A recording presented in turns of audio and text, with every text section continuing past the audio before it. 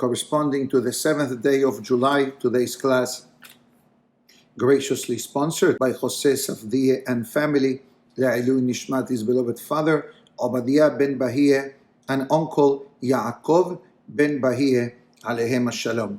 Additionally, today's class graciously dedicated Le'ilui Nishmat, Mr. Yosef Chera, Yosef ben Rasha.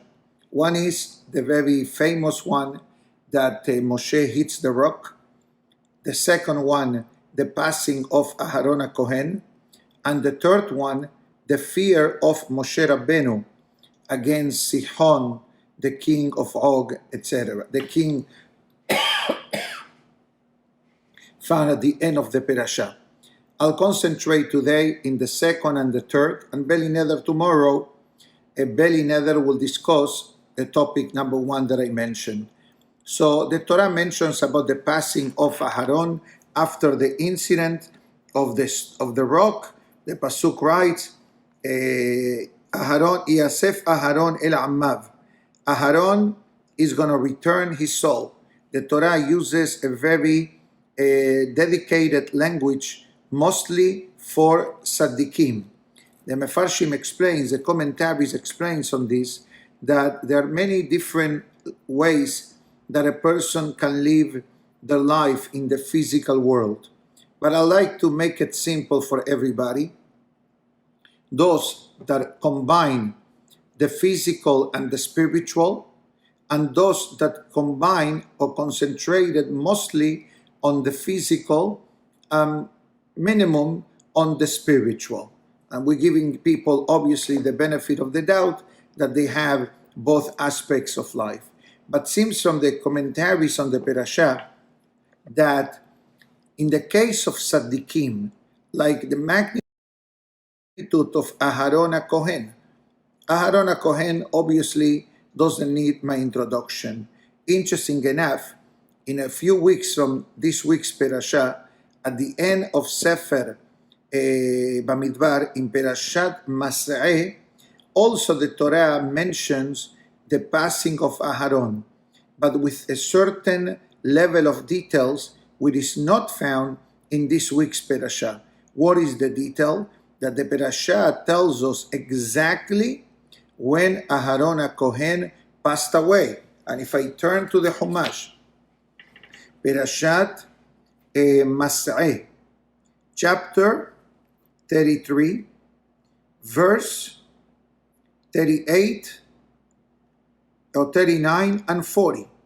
The pasuk writes that Aharon Kohen died in Hor Hahar, in this mountain, same one mentioned in the parasha, Al Pi Hashem. He died by the kiss of God. What does it mean? Sometimes people have an expression. It's called the kiss of death. That is actually how morbid it sounds to the outside world, but actually the kiss of death, it's a very holy and a very lofty way of living the world, reserved only for tzaddikim. For example, Moshe, Aharon, even Miriam, that the Torah does not mention that she died this way. The reason why the Torah did not mention a few weeks back how did Miriam die was out of modesty. What does it mean out of modesty? You're talking about a lady. So once you talk about kissing, it carries a whole different scenario. And I apologize if that sounded too strong so early in the morning. But from a Kabbalistic or spiritual perspective, you know, the neshama and of Aharon, so to speak, it developed such a refinement in this world that their passing, it wasn't through an agent. It was done directly by Kadosh Baruch Hu. And the Torah adds one more. The date of the passing of Aharon. I personally, in my limited knowledge, I don't remember or recall any other tzaddik or individual mentioned in the Torah with a specific date and when they passed away. What does it mean? If we want to celebrate or commemorate the Yortzeit of Tzaddikim, like many times we do, and I'm not referring the modern day era, that we have calendars and writings and everything else. Aharon is the only one in the entire Chumash that the Torah tells me exactly when he passed away. Even Moshe Rabbeinu's date of passing is not mentioned in the Torah. We learn that from the Gemara, I believe in Kiddushin, when the Pasuk writes, El mispar yamecha amaleh, Hashem gives full life cycles to Tzaddikim. Actually, Aharon lived longer than Moshe. Aharon passed away at the age of 123 years old. He passed away on the 40th year that we left Egypt, and passed away when the Torah says, B'chodesh ha'chamishi be'ehad lachodesh. He passed away on Rosh Chodesh Av. Now we are in Tammuz. We are in the beginning of Tammuz. 3 weeks from now will be the Hilulah of Aharon HaKohen. And Be'ezat Hashem will learn at length. But since the Aliyah that I'm discussing today has to do with Aharon, so I think that is essential that we spend a few minutes talking about Aharon. So Aharon HaKohen, the Mishnah, very famous Mishnah, says, Hillel Omer, Heve mitalmidav shel Aharon. A person must emulate the students of Aharon HaKohen. Ohev shalom, berodev shalom, loves the peace and pursues the peace. And you heard this in the past. Aharon HaKohen, the moment that he became aware that, God forbid, a person was planning to divorce their wives, or a wife wanted to divorce the husband, or there was disputes and fighting among people, Aharon HaKohen became aware. He came to the rescue. And I'm sure that some of us may be asking, I really don't understand. You are in the desert. You have the man. You have the clouds of glory. You have the water of the Be'er Miriam, the well of Miriam. You're surrounded by Moshe, Aharon, and Miriam, Tzaddikim. And yet you're planning to get divorced. So it seems that the Yetzer Hara works even surrounding this holy environment. And that's why we have seen throughout the Torah people complaining. 10 times. 10 times we gave trouble to Moshe, Aharon, Miriam, and obviously HaKadosh Baruch Hu. That's the incident of the rock, by the way. What was the incident of the rock? Miriam and Neviah passed away. Once she passed away, there was no water. And we know God says to Moshe, speak to the rock. Moshe and Aharon, they hit the rock. And we know the outcome of that. Beli Neder will discuss that, time allowing, tomorrow. But let's go back to Aharon. Aharon had one goal and one mission in life. Preserve the peace and harmony among people. Such a lofty concept is preserving unity and harmony among people that the Mishnah in Pirkei Avot says, Heve mitalmidav shel Aharon. Become a student of Aharon. I never saw a Mishnah that says, become a student of Moshe. And why doesn't the Mishnah says, become a student of Moshe? And the Mishnah says, become a student of Aharon. So perhaps we can highlight the difference between Moshe and Aharon. And I explained that with one more historical incident.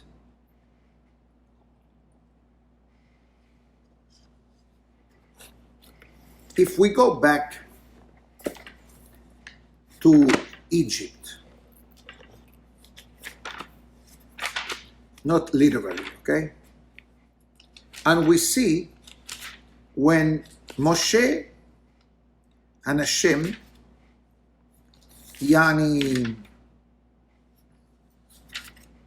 negotiate for 7 days to become the future leader of Am Israel. Moshe finally accepts Hashem's offer to him, but Moshe Rabbeinu, and I'm looking for the pasuk,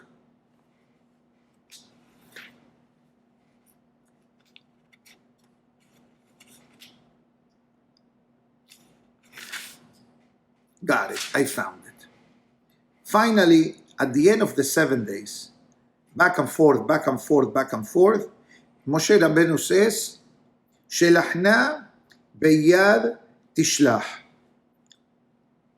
The literal meaning of this, if you look in the translation, is like saying, you know what, God, do whatever you want.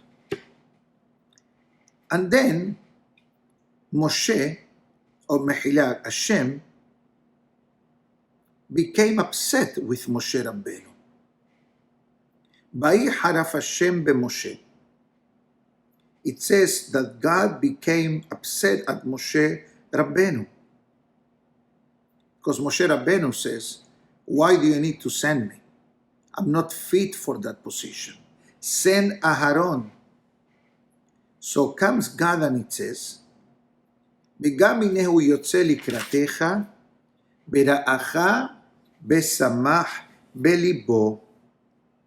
Rashi explains, why did Moshe Rabbeinu refuse God's offer? Rashi summarizes this in one sentence. Even though Moshe Rabbeinu was honored that Hashem selected him, but Moshe Rabbeinu says, how can I accept such a position of leadership among the Jewish people? What's going to be with the feelings of my brother Aharon? He is with the people. I'm raised in the palace of Paro, and we know this.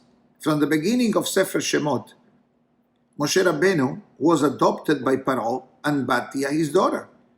So at least half of that life, Moshe Rabbeinu lived in Egypt. So Moshe Rabbeinu says, I had servants, I had food, I had a roof over my head. But my brother Aharon, that went out of his way to help people, he's going to be passed on this promotion? Answers Hashem to Moshe, Moshe, if that is your worry, Vera'acha, Aharon will see you, Besamach belibo, and he will be happy, he will rejoice in his heart. Now, what kind of language is he will rejoice in his heart? If it's me writing, and he'll be happy for you. So comes Rashi and it says, quoting the Gemara in Masechet Shabbat and the Midrash Rabbah, and it says, שאתה סבור שיהיה מקפיד עליך שאתה עולה לגדולה? Are you concerned that Aharon is going to be unhappy with you? That you were promoted, the stepson of the king, the lifestyle of kings? Misham, it says the Gemara, in the zechut, in the merit, that Aharon was happy in his heart. And I didn't answer that question. Why the pasuk says in the heart? Short answer, because when we say to someone, I'm so happy for you, that has two versions. The external version from the lips and the face and the mouth, or the internal version, the heart or the mouth. Where do we learn this pasuk? I believe that this pasuk comes from Shmuel, that when Shmuel was sent on a mission of selecting a son of Ishai to become the next king of Israel, after the kingdom of Shaul was removed by Hashem because of the fiasco of Agag, the king of Amalek, Shmuel figured, for sure I'm going to pick the right candidate. And we know the outcome of that. Every one of the sons of Ishai that Shmuel liked, God says, I don't like him. I don't like him. And then God says to Shmuel, you know the differences between a human and Hashem? Ki ha'adam ro'eh la'inayim, ve'Hashem ro'eh la'levav. A human has limited vision. I can only see what's in front of me. You don't see the heart. Ve'Hashem ro'eh la'levav. And that's what the Pasuk says in Aharon. Bera'acha, he will see you, besamach belibo. He's not going to smile externally only. In his heart will be full of joy. And Hashem, the Talmud writes, Gemara in Pesachim, that says, En HaKadosh Baruch Hu, mefakeach sechar, kol beri'ah uberi'ah. God never leaves open invoices or unpaid invoices. You did something, God says, don't worry. I have eternal memory. I will compensate you. Comes Rashi and asks, what was the gift that Hashem gave to Aharon that eventually becomes the Kohen Gadol of the Jewish people? It says, Hoshen Mishpat, the breastplate that contained the 12 stones representing the 12 tribes of Israel, the names of the tribes, Yahad Shiftei Yeshurun, 6 letters per stone, 12 stones, 72 letters. And this was the breastplate that the Kohen will wear on his chest, which is covering the heart. And Rashi explains that because the happiness of Aharon came from the heart, so Hashem compensated Aharon to wear one of the 8 garments called the Hoshen Mishpat, the breastplate. And this breastplate, that was the name in English, was the one manner, so to speak, that Hashem will deliver messages to the king of Israel or for the Jewish nation. And that was the protocol. A Jewish king wasn't allowed to go to war unless he received permission. Permission from whom? From HaKadosh Baruch Hu. So what do you communicate with God? With text, WhatsApp? How? It says he will go to the Kohen Gadol. He will formulate the question and the answer will come by the flashing letters of the Hoshen Mishpat. One of the most direct way of answering will be Ale vehaslah. Go up and you will be successful. And this is something that was a sign from heaven that the war was already pre-approved in Shamayim with guaranteed victory for Am Israel. And the reason I concentrated on that is simply because we see Aharon. I'd like to add, with your permission, one more. In the beginning of the parasha, the Pasuk writes that when Moshe Rabbeinu was born premature, Yocheved hid Moshe Rabbeinu for 3 months, which was the due date, the official due date of Yocheved's birth, and that's when the Egyptians will make their way back to their home to take the baby, the way the decree of Paro says. So the Pasuk writes, "V'tetatzava choto merachok."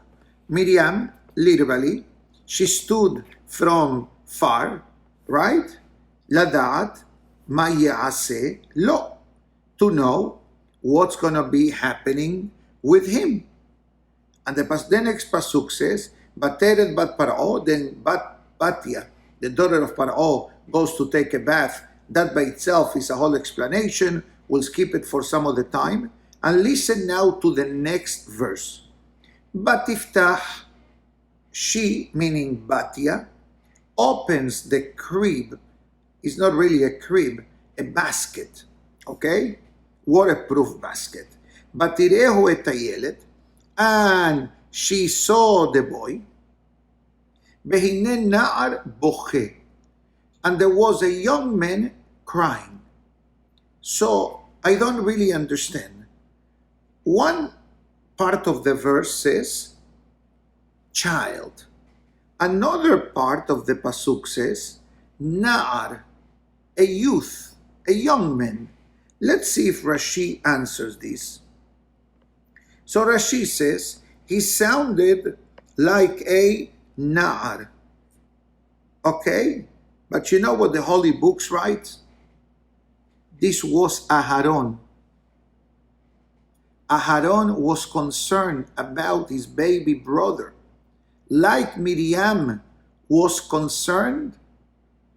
But Tomer, and she said, Miyaldeha Ivrim ze, this is a Jewish child. And you ask, hold on, how did she know that he is a Jewish child? I have two answers. One answer was Berit Milah. Moshe Rabbeinu was one of the handful of tzaddikim that was born with a Berit Milah. Answer number two, when she hears the young boy, which remember, Moshe was younger than Aharon for 3 years. So we're dealing 3 years old. But back then, 3 years old was older. Miriam was a midwife and she was 5 or 6 years old.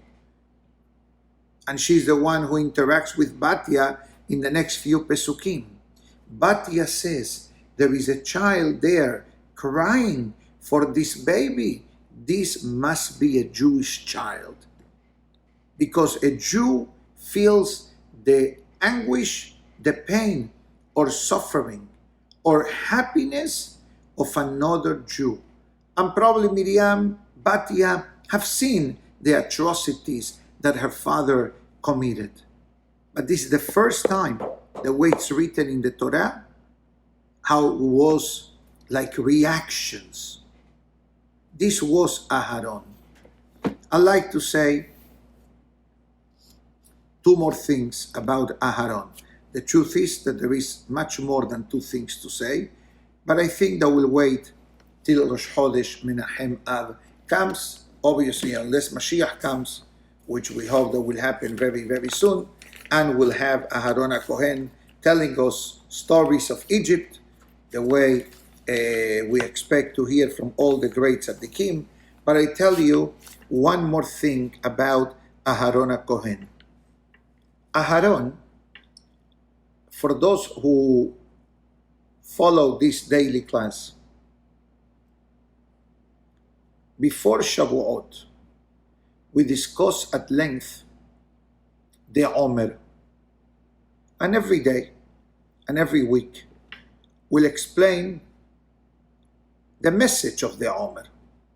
And one of the weeks of the Omer belongs to Aharon. And we explain that from a Kabbalistic perspective, Aharon represents a Sephirah, a manifestation of Hashem in the world, known as Hod. Hod, we explained then, it has two meanings. Hod means of something beautiful, something magnificent.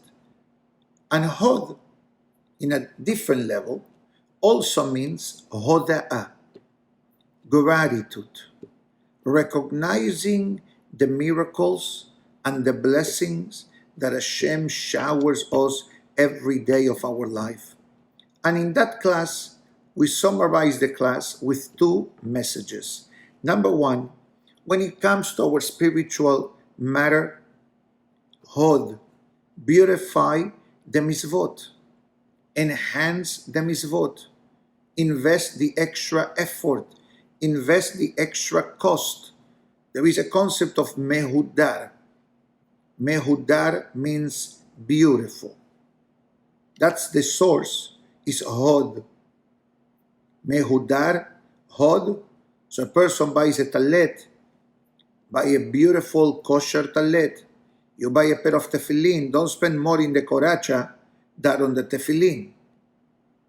If God forbid a person cannot afford a koracha, you can buy a koracha simple for $20, $30, $50 maybe today, even with your name engraved. If you don't know, find out from your local kosher bookstore, Jewish bookstore I meant. But tefillin is a mitzvah from the Torah. Lulav, etrog, are mitzvot of the Torah.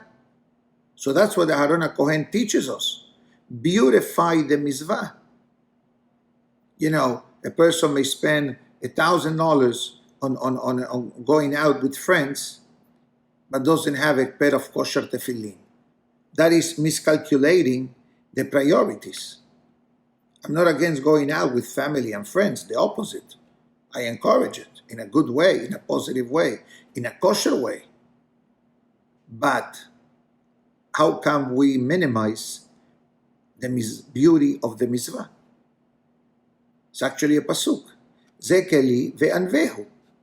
This is my God and I will adorn him. How do you adorn God? Short answer, by enhancing the mitzvot that we do. That's on the Hod aspect. Then we have the second Hod aspect, Hoda'ah. Gratitude, thankfulness to HaKadosh Baruch Hu, counting the blessings. And this is not a new topic, but today we happen to touch on the life of Aharon HaKohen. And he apologized the second topic about the fear of Moshe at the end of the parasha, that the Zohar gives a fascinating explanation. Beli Neder will try to do it tomorrow, God willing. But this is the message of Aharon. Ohev shalom berodev shalom. Be flexible. Bend for the sake of peace, for the sake of harmony. Love everyone, the Mishnah writes. Ohev et haberiot. Just, what does it mean, Ohev et haberiot? Love the creation. I recall reading many years back in one of the commentaries of that Mishnah that says that for Aharon HaKohen, the fact that a person was created by Hashem was enough reason to love that person.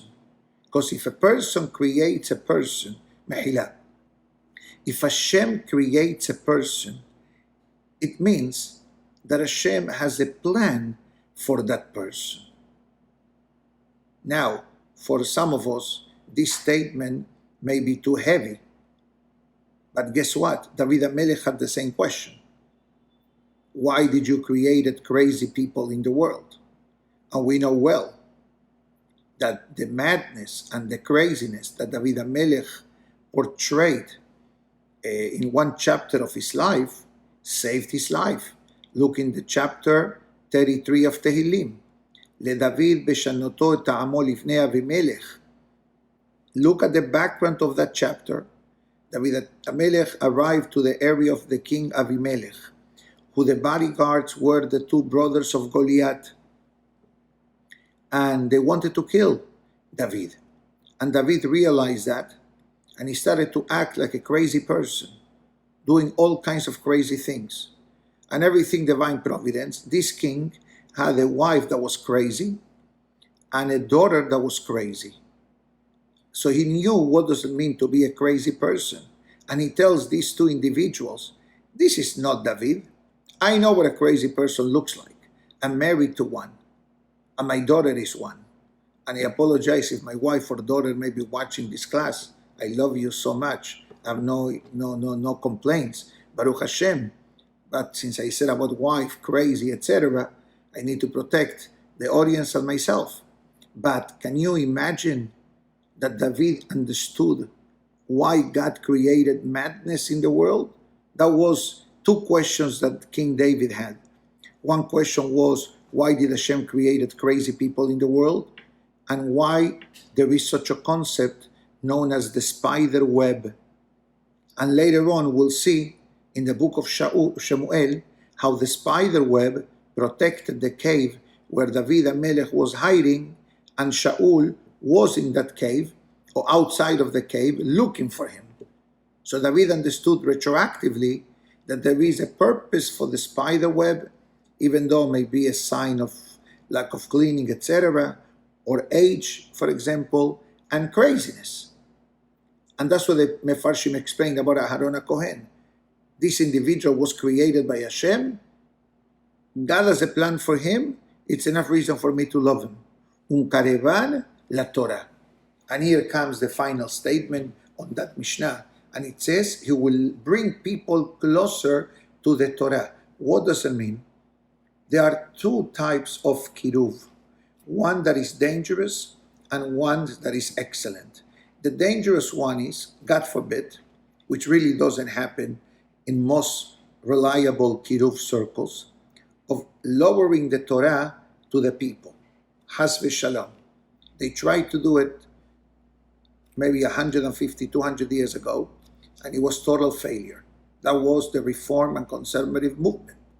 That's how they started. They figured, let's lower the standards of the Torah to benefit people. The Mishnah says no. The mission of the Torah, the missions of the teachers, the missions of the rabbis is to lift the person, the people, closer to the Torah. And this is how Aharon HaKohen, through messages of love, messages of shalom, not only that was able to preserve the harmony among the Jewish people, but he saved so many marriages that there was a time in history that when babies were born, they were called Aharon. Why? Because the parents says, if Aharon HaKohen will have never gotten involved in our divorce, this baby would have never been born. And perhaps with all these explanations that I just gave, now we are able to understand why the Torah specifically talks about the life of Aharon and the passing of Aharon, and giving us the dates of Aharon HaKohen, the date of Aharon HaKohen passing, because the message of Aharon is eternal. And that's why perhaps the Mishnah says, Hevemi Talmidav Shel Aharon. You can be in Miami, you can be in Brooklyn, you can be in Deal, you can be in Israel, and you still, 3,300 years later, we still are students of Aharon HaKohen, and we are emulating Aharon. We need to understand, Aharon was a peacemaker. Moshe was a teacher. Moshe was a disciplinary presence in Am Israel. But it's fine. Both of them were tzaddikim, and that's why the Torah many times puts Hu Moshe ve'Aharon, Hu Aharon u Moshe. Sometimes Moshe goes first, sometimes Aharon goes first, to teach us that both of them were tzaddikim in their own way, in their own style, for one goal and one goal only. Connect HaKadosh Baruch Hu with Am Israel. May HaKadosh Baruch Hu help us that the zechut of Aharon to love the peace, to pursue the peace, and obviously the enhancement of our mitzvot, and being grateful and having gratitude to HaKadosh Baruch Hu for all the blessings that we get every moment and every day of our life. Last but not least, we say Tizke LaMitzvot to the generous sponsors of today's class. Have a great day.